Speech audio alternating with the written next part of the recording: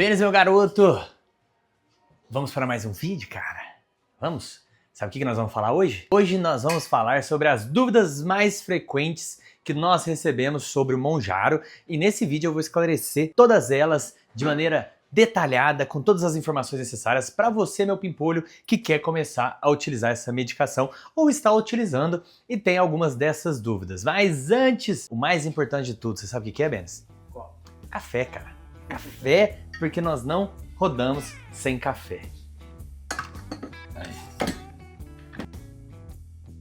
Para quem não me conhece, eu sou o Dr. Murilo Abdala, médico e CEO do Instituto AG. Na descrição do vídeo você vai encontrar o link para o meu site com todas as informações, caso você queira agendar consulta. E antes de começarmos, deixe seu like, se inscreve no canal, envia o vídeo para aquele teu amigo que tem as mesmas dúvidas que você, porque quem sabe você pode estar ajudando algum colega.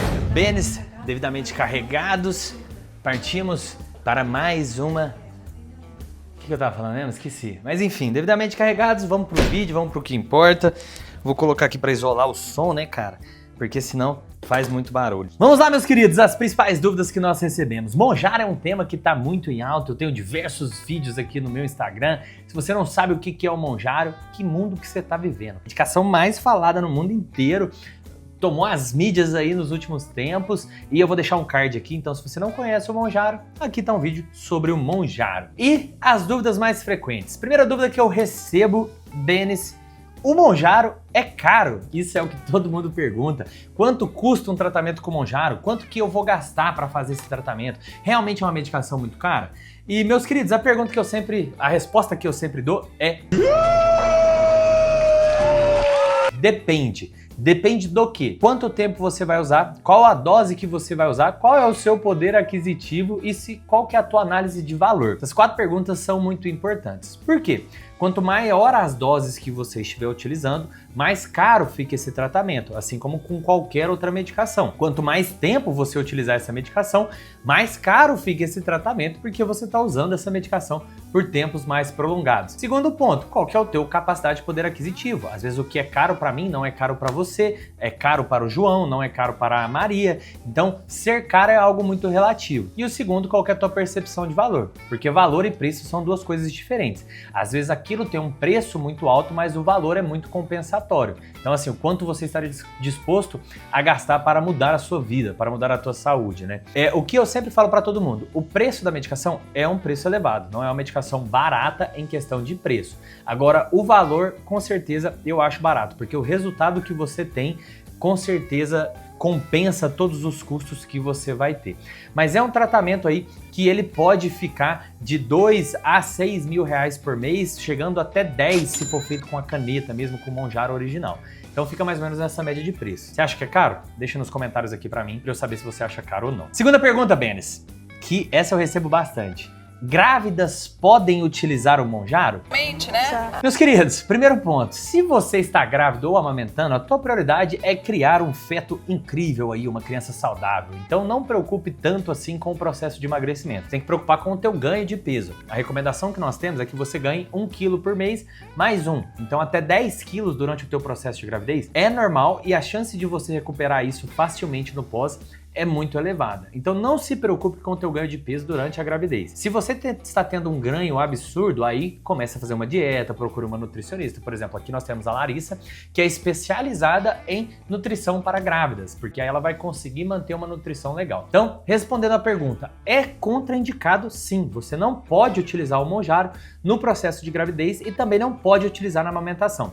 Por 2 motivos. Primeiro, vai diminuir a tua ingesta de calorias, por consequência diminuir o aporte de nutrientes para o teu feto. Isso pode levar a um atraso no desenvolvimento fetal. E o segundo ponto, tudo que você usa no processo de gravidez de amamentação passa para o neném. Então o teu neném também vai estar em uso de Monjaro, entre aspas, ali, e isso pode gerar complicações no desenvolvimento desse feto. Então, não pode utilizar durante o processo de gravidez, não pode utilizar durante o processo de amamentação. Isso já vai para a terceira pergunta que eu mais recebo.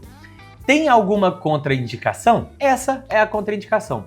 Pacientes gestantes e pacientes que estão engravidando. Fora isso, nós não temos nenhuma contraindicação. Ah, mas e o paciente com câncer de tireoide? E o paciente com aquilo, isso e tudo? Meus queridos, isso não são contraindicações que nós encontramos em bula nem no estudo. O Mounjaro ele não tem nenhuma possibilidade de trazer um câncer de tireoide para você, nem de complicações pancreáticas graves. Agora, o mau uso pode trazer alterações de pâncreas, mas não causar pancreatite, tá?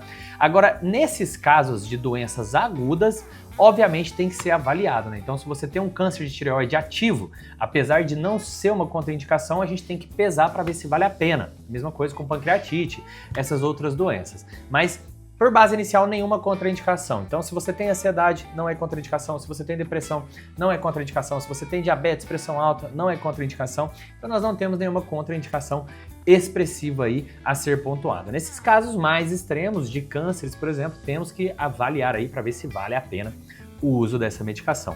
Ficou claro, Benes? Próxima dúvida que eu mais recebo. Doutor, crianças podem utilizar o Mounjaro? Se sim, a partir de qual idade? Meus queridos, essas medicações são medicações muito seguras. Então nós temos mais estudos com o IGOV, né?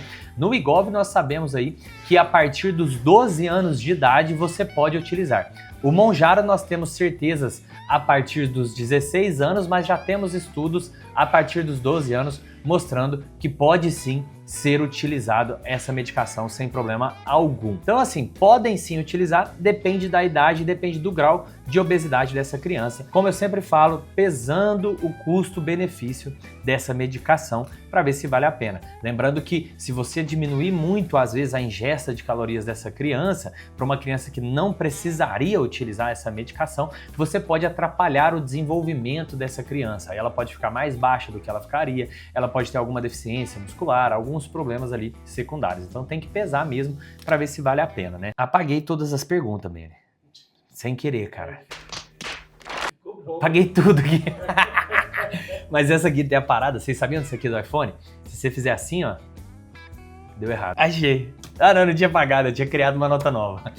Achei aqui. Por isso que não tava dando certo. Mas se vocês apagarem as coisas no iPhone, se você chacoalhar, vai aparecer para você refazer o que você fez. Aí volta, cara. Você sabia disso, mesmo? Sabia. Sabia nada, mano. Você tá descobrindo agora. Posso usar o Mounjaro por quanto tempo? Não vai me fazer mal usar por tempos longos? Meus queridos, medicações como o Mounjaro, o IGOV, o Ozempic são medicações extremamente seguras. São medicações que inicialmente foram estudadas para tratamentos de diabetes.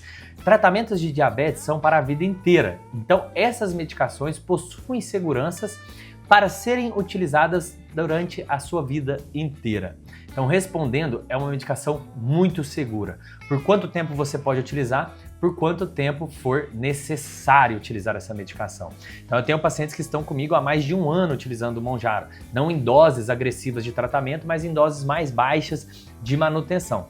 Então, é uma medicação extremamente segura que pode ser utilizada por tempo indeterminado e o que nós temos nos estudos não são nenhuma complicação grave. Por quê? Porque são medicações feitas para tratamento de diabetes, então são feitas para utilizarem a vida inteira.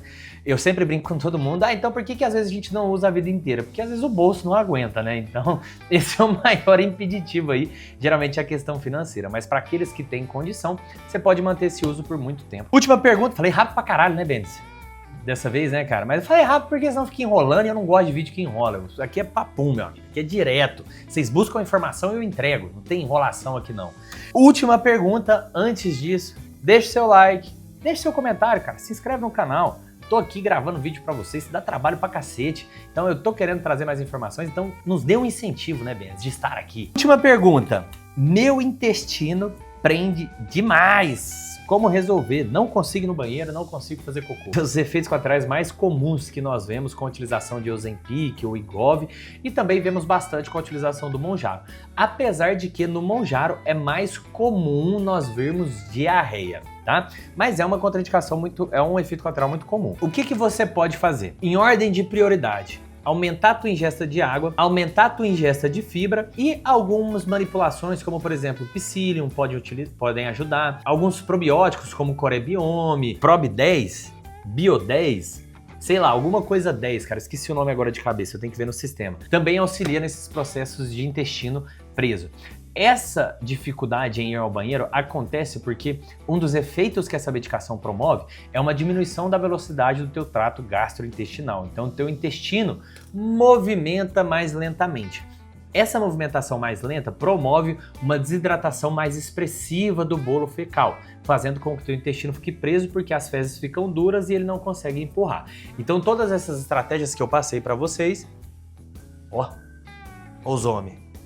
Todas essas estratégias que eu passei para vocês são estratégias para reidratar esse bolo fecal e aí a tendência é tu conseguir ir no banheiro como um rei, poder ir no trono todos os dias. Essa diminuição também acontece porque você tá comendo menos, infeliz. Então se você antes ia no banheiro 10 vezes por dia, é porque tu comia igual um porco. Agora você comendo menos, você vai menos ao banheiro. O que a gente sempre fala é que o ideal é pelo menos dia sim, dia não. O bacana mesmo é todos os dias, mas até dia sim, dia não, ainda tá dentro da normalidade. Gostaram dessas dúvidas? Tem mais alguma dúvida que eu não falei que vocês têm? Deixem aqui nos comentários as dúvidas que não foram respondidas, porque eu irei responder todos vocês que comentarem nesse vídeo. Grande abraço, meus queridos!